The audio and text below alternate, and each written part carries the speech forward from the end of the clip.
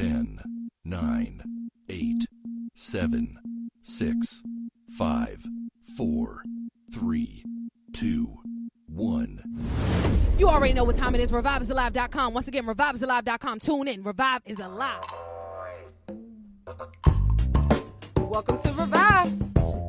It's about that time. Welcome to Revive. It's about that time. All I need is one mic. You know what time it is. Open up your ears. You know what time it is. Open up your mind. Yep, you know what time it is, man. It's me, your girl P.O.C, host for Revive Radio, man. We are live right now on ReviveIsAlive.com. Once again, that is ReviveIsAlive.com, man. Each and every morning, 7 a.m. to 10 a.m. I need y'all to turn your radios up, man. You gotta get up anyway. So why not get up with me, your girl P.O.C, man. Shout out to the whole Revive team. We got your girl Harmony, the goddess, in the building. We got your boy Detox in the building as well. Shout out to your girl Serita, man. She's down there working on polls this morning. Today is November 6th, man. Today is November 6th. I need y'all all to get out and vote.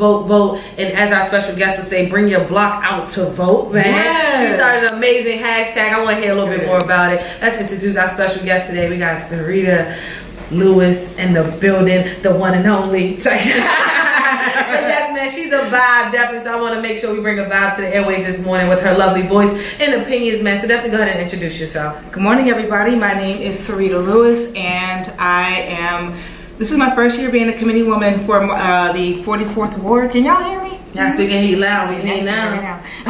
First year, mic check, 1 2 1 2. This is my first year as a committee woman for the 44th Ward. I'm really excited about it, and so this is my first day of officially kind of working the polls in this capacity. Awesome. Yeah, and I'm also the chairwoman for March for Our Lives Philadelphia, and our real goal right now is to get everybody to the polls to make some real changes in our legislation and policy. So I created a hashtag, Bring Your Block to Vote, but it's more than a hashtag. I really need everybody to do it. I need you to bring your block out to vote. Knock on your neighbor's doors. Bring your kids out with you. You know, find somebody walking to the polls and go in together and make sure you take pictures of each other and just start posting it and hashtagging it. I want to make this something that everybody in our community is doing. Bring your block out to vote. And something I've been pushing all year is we need to buy back the block. We need to buy back the block. You know what I mean? Because a lot of us are selling, but we need to be buying back the block. So I appreciate that. So as we're buying back the block, we need to be bringing the block out to vote so those people can't come in and take our blocks once again, man. You already know gentrification is real, and that's why we need to be out there voting right now. But I want to talk a little bit about your positions that you have and how important your positions are. So you went over both positions that you do. Why is the position that you're in right now very important? Being a committee person is actually one of the most important roles in terms of government I can think of, because we are the closest to the actual people in the community. So while it's a very low level position, it's still one that actually touches everybody that's directly around you. And I service over 420 people in my division, and so I am the one that gets to be the go-between between the folks who are in their houses not really understanding what's going on with policy. They don't know who's running for office. They don't know the things that are getting ready to come down the pipe for them. So I can then take their concerns and frustrations and talk to first my ward leader, and then also communicate those issues to our elected officials who are in Senate, Congress, state reps, council, all of those. So a committee person, is that the actual title? Like we say, committee person. Mm-hmm. Okay, that's cool. So then also, like, there's some stipulations that come with, you know, becoming a committee person. Do you need to be voted in? Do you need to be a certain age? Do you have to have a college degree? Like, what does it mean to be a committee person? Because we all need to be a committee person. Yes. Yes. Okay, so this is what happens. Okay. First of all, to become a committee person, the rules are very simple. You must be 18 years of age. Okay. You must be living in your community for, I think it's 5 years or 3 years. But I think that that's probably the least of your worries. Okay. I just don't know the answer, so I'm not going to lie to you. I've been in Philadelphia my whole life. Way to be transparent. We good. We in there. We already in the office. You in there. Yeah. Your first term. Let's go. So 18. So it's actually the first thing that you can do when you are 18 years old. You can run for your first office. Awesome. And your first office is the elected official. And Sanaya Bennett just did that, right? Yes, she did. It's my boo. I love her. Yeah. So wait a minute. This young woman has so much fire in her. We had her on our panel. We had her. I wish I knew my rights. We had a wish I knew my rights panel discussion, and she was one of the panelists on that. She's amazing. I'm very familiar with her. I love the work that she does. Yes. So Shania is amazing, and she's a perfect example of what we should all be doing. A lot of people in our city don't actually know that a committee person is a thing, because many committee people don't know what their jobs are. That's what I wanted to know. That's exactly what I had to And at the end of the day, my job is to make sure that people are educated about voting and that they get out and they do vote.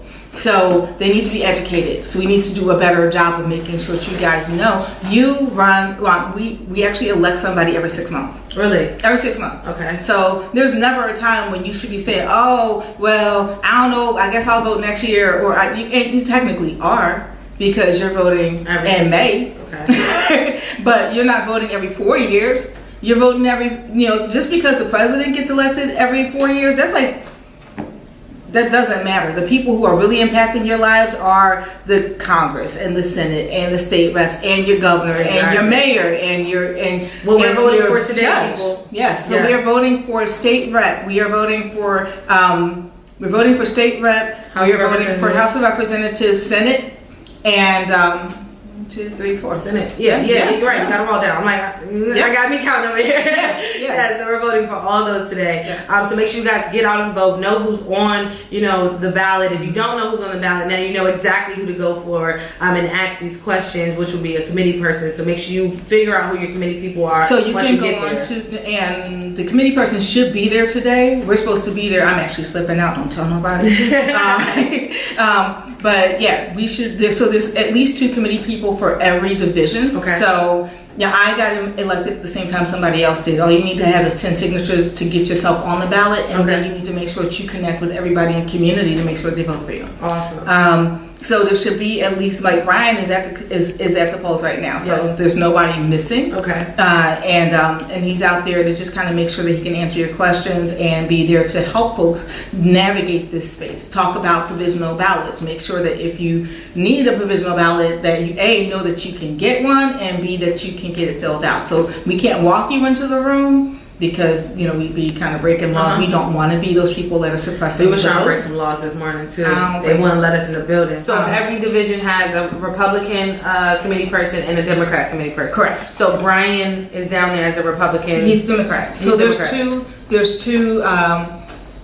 per party. Okay. I get it. Okay. Yeah. And then also, so when it comes to a provisional ballot, something that you mentioned earlier, I wanted to bring that back up, because many people don't know what a provisional ballot is. Okay. And also, can you include what an absentee ballot is too? Absolutely.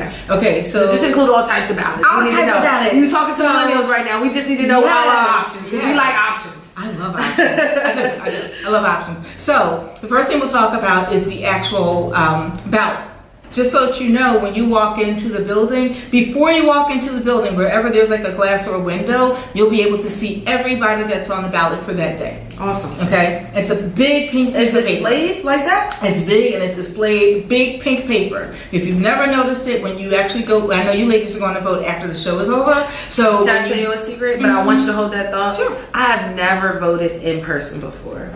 I always did an absentee ballot. Wow. I have never gotten a sticker. Yeah. I'm about to say, don't take a sticker off, please. Well, I wasn't That's like my a sticker. Right there. Yeah. No. But I never actually walked in and pushed the button and, dropped my actual ticket. I never did that. I always did a paper absentee ballot. So cool. I don't know what it is. And I've about being live, but 3 times so far, and I never did it. Yeah. And it sucks though, because I'm from the DMV area, so I'm registered in the state of Maryland to vote. So every time it came back around, I was in college, and they provided us absentee ballots if we were in college. So I voted that way. And then when I got out of college, I still was registered in Maryland, so I did just sit for the absentee ballot that way. Not trying to tell you how to live your life, because I'm not. But if you have been in Philadelphia long enough for you to always be saying, "Oh, I always got to do absentee ballot," I do hope. I want to do that for 2020. I'm going to register in the state. No, you're going to do it for 1990. You're going to do it for 2019. 2019? Yes, because we have primaries in May. Okay, you're right. We have primaries in May. So one of the things that you can do starting tomorrow is actually change your address. Okay.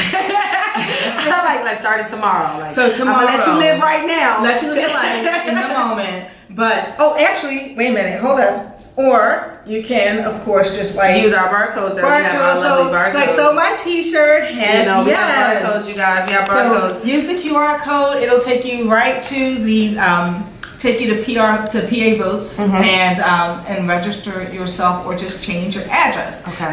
Because you have lived in Philadelphia long enough to be impacted by the laws and policies that happen in this community. And I complain about them too. I'm going to just truly admit that I was part of the problem back in 2016. And I would say that I was part of the problem is because I did vote, but I didn't vote for the two-party system. I didn't go Democrat and I didn't go Republican because it did not work for me. You know, I wasn't going to just settle for the lesser two evils. I wasn't going to just vote for Hillary Clinton because she was going blue, and I damn sure wasn't going to vote for Donald Trump because nothing he said, you know, was really going with what I was, you know, trying to do in the future. Yes, exactly. So with that being said, what do you think about, you know, especially being a committee person, what do you think about opening up the ideas to having more parties, you know, to making the Green Party more relevant, you know, to making the Independent Party more, you know, relevant in conversations? Like, what do you think about that?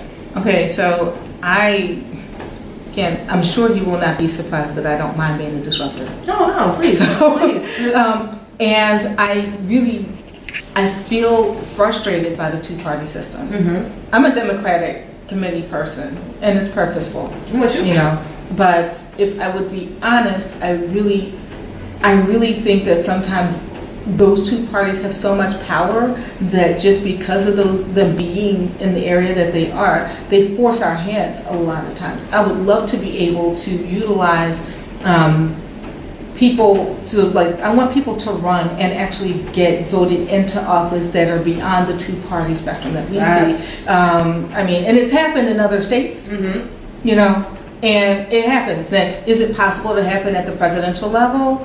If people get mad enough, if people start recognizing that you have the historical way that people vote, you got what your family tells you that you're supposed to do. If you move beyond that, if you move into dealing with the disruptors like the millennials and the generation alphabet, like, you definitely going to get people who are tired and they're saying, you know what?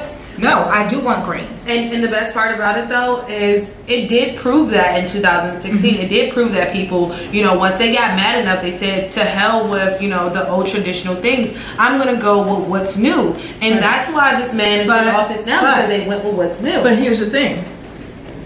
You went with what's new in theory. And Hillary was so traditional. Super traditional. And I think I have my own issues. I have my own issues with her not necessarily her platform, but with just my frustrations were her personal views. Some of the ways that she treated my community were not aligned with what I think we should have been experiencing. So I'm not saying that I hated on her tremendously, but I would say that I would prefer her in office to this one 45. Than you know, the he that shall not be named. But I mean, like, that, but me being able to say, okay, I'm really going to take a microscope to this woman. It means that I did my homework, right? But there's a lot of people that didn't do the homework. They just were following the party line. And the fact is that 45 is in office because people wanted a change, but he still went and stayed under the two-party system by naming himself as a Republican, even though he's not a Republican. Exactly. And I think that's where Bernie Sanders really extremely messed up at. And because I'm a big Bernie fan, I'm an extreme advocate for Bernie Sanders. I feel the burn. I still feel the burn because he's still in office. He still has a voice. He is still making moves for us. So yes, I'm still feeling the burn. But I think that's where Bernie Sanders went wrong. He should have stayed independent. He shouldn't have went Democrat. And he went Democrat way too late. So by him going Democrat, at that last minute to pretty much get that Democratic, nominee or whatever you say position. I think that's where he messed up because a lot of millennials was rocking out him regardless, but the older generation could not get with him because he was, a 76-year-old man running for president. So it was like the odds were super against him. But he was saying everything and he was really trying to align and put everything, every policy, everything into place for when we get to that age, we'll be okay. We will have Social Security. You know what I mean? We'll be able to get disability. We'll be able to get the things that we have worked for throughout this 40, 50 year, employment that we've been doing, getting $15 an hour. Versus Hillary, the whole time she was keep talking about this $12. You know what I'm saying? $12 is not even minimum. Well, $12 is minimum wage. We're looking for living wages. But I want living wages. Living wages, and that's what Bernie was fighting to for. Sustain life. Healthcare, free healthcare, fighting for free childcare. These are things that we need, and especially as millennials, we're looking for this because you guys are not you guys, but society is kicking us out there, to the real world, super air quotes. But at the same time, society is not helping us to continue to thrive. I feel like once they kick us out into society, because a lot of us are not deciding to go to college because we understand that Betsy DeVos is going to be putting us into hundreds of thousands of dollars in debt. So with that being said, gotta go see another name that shall not be named. Like, I'm just saying, we got to throw these names out there so they become familiar with them. You know what I'm saying? If they don't know who's running, the Department of Education, which is Betsy DeVos, she's running the Department of Education right now. She's not doing us any justice with that because the Department of Education is $1 billion in debt right now because of student loans, and we don't have the money to pay it back. But the colleges and tuition keep going up. Right. Makes sense. Everybody who is not capable of voting in their home location, if they're not registered to vote in the area, that they get an absentee ballot so that they can still be counted. Okay, I'm with you on that, man. Definitely, man. If you're just tuning in, once again, we're speaking with committee person Serita Lewis. Man, she got some knowledge, she got some gems for you guys this morning, so make sure you guys definitely drop a comment if you need to know anything before you get to them polls today, because you are going to get to them polls today, man. If I got anything to do with it, you're going to get that ass in polls this morning, man. But yeah, so I wanted to ask you too, right, because a lot of my millennial folks, we went through some things, when we were younger, because we were a little crazy, what I'm saying? We had a little bit more extra things that we can get involved in when we were younger, right? So with that being said, some of us caught charges, some of us have felonies, some of us have a record. Right. But here in the state of Pennsylvania, the Commonwealth state of Pennsylvania, you are allowed, once you are free, you're no longer incarcerated, to get out and vote. You have your right to vote. So I love that finger. Please, do you love this finger? Please educate us. So a lot of times people actually get put in jail, but they've actually not been convicted. So they're in jail, still pending charges. You can vote. Really? How? So do you ask you get an absentee ballot. So you would ask the warden or somebody at the prison? You can just request the absentee ballot. I hope it's that easy, man. So you have, if you've not been convicted, once you are convicted and you're serving your time, that is the only time in the Commonwealth of Pennsylvania that you technically cannot vote. Okay. As soon as you have served your time and you are released, even if you're on parole or in the halfway house, it doesn't really matter. You can vote. So your right to vote has been given back to you. The issue is that a lot of people in our community don't realize that the laws changed X amount of years ago, and they're like, nah, I can't vote. I actually met a young man, I hate the fact that I'm talking about a 34-year-old young man, but hey, what else? So I was talking to a young man, and I was doing a voter education program, and I asked him, I was like, so you're good, you're registered. He's like, yeah, I'm registered. And I was like, great. So, you've been voting all this time, and I thought I was going to start talking about other stuff, and he was like, no, this is going to be my first time voting. At 34? Yes. And I was like, wait, because you just blew my mind right here, and what? And he was like, well, I'm a 2-time felon. And I was like, yeah. And he was like, well, I said, but you can vote. And he was like, I know, people told me that I could vote, but I honestly didn't believe them. And then I was walking down the street, and this young lady came up to me, and she was like, yo, you want, get registered to vote? And I told her I'm a 2-time felon. And she explained to me, no, these are the laws, you can vote, blah, blah, blah. So he said I was excited, and I knew I could vote, but then I thought, my vote doesn't count the same way that theirs does. And so I didn't vote. So it was almost like having that 3/5 of a man situation going on in your brain. But it's like, if you don't know, you can't do what you don't know. Right. So but I understand it. But he was he knew, but he did. So, but he actually created barriers for himself, which most people do when it comes to voting. Everyone thinks their vote doesn't count until they actually go cast their vote. I appreciate you. The polls have been open since 7 o'clock this morning. 7 o'clock this morning. I thought it was 8 o'clock. So you guys actually had an extra hour. Shout out to daylight savings time. You know what I'm saying? So yes, you guys had an extra hour, so the polls open up at 7 a.m. I need y'all to go ahead and get to the polls. Don't just go for the sticker, man. Go to actually make your voice count and to create some change. So do you have any last questions, or not questions, do you have any last statements or advice or tips that you would give to people who are voting today? Yo, get involved. Today is just the beginning of a new way of us like experiencing our community. We have to be out there. We need you to vote. Not only do I need you to vote, I need you to figure out what's going on in your community. What are your frustrations that you have in your community? And then at, tomorrow, when you find out who actually won, who actually got the job, I need you to start identifying how you want to engage with these people so that they can start working for you. Facts. You need to have a to-do list. You need to create a to-do list for your elected officials. And the ones who are in office already that are not running right now, put them on notice. You're next. Put them on notice that you're next. I'm watching you. I'm paying attention to the way that you vote on things that impact my life. I'm paying attention to the way that you talk about issues that are important to me. And I'm going to hold you accountable to them every single time. You have got to go to your elected officials. You have got to know what they look like. You have got to sit down with them. Make them tired of seeing you. Like, the most beautiful thing in the world is to go to your elected official and they know your name, be like, darn it, Serita, okay, what you want? That's me right there. Fine. Is it going to make you leave? Exactly. Fine, you can have it. I love that. Yes. So, and I want us to all Get get on on their nerves, power. people. I want you to have that power. I want them to love you back, though. Like, really, all jokes aside, I want them to love you back, and I want them to be able to create the type of experience that you want for your community. When you're tired of it, then you'll make them do what they're supposed to do. And that is a fact, man. Definitely a fact. So I want to go over a little bit of gems that we learned today from Miss Serita. One, that you vote actually every 6 months. Yep. That was something that I did not know. Yep. So you vote every 6 months. Another thing that stands out to me is that when you go into the election place today, or your election polling site, there will be a big piece of paper, piece of And it's paper everywhere. hanging up, somewhere. There should be like 3 or 4 of them. Hanging up somewhere in the polling place for you to see everybody who's on the ballot.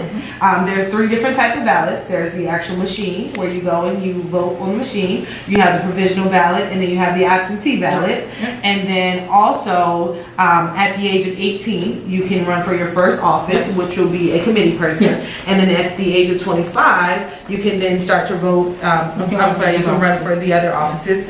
And then also the last thing is that if you see a table set up in your polling site, that is someone who's on the... You're either looking at a poll watcher or you are looking at a committee person. A committee person. And those people are also voted in as well. We are elected officials. And then 2 things, your senator, you have a state senator and you have a U.S. senator, which is a federal senator. That's something that we definitely need to put out there. You have 2 of them. And then I'm just trying to go over all the gems because I'm like really trying to hone this in for myself, And then also you have 2 committee persons per party. So you have 2 Democratic committee persons, and then you have 2 Republican committee persons. And if you do not have a full complement of committee people in your ward, you can petition to become a committee person even if it's not in the division that you live in. That is awesome, man. I appreciate you. And more importantly, something I totally forgot, just because you cannot vote does not mean that you cannot impact your government.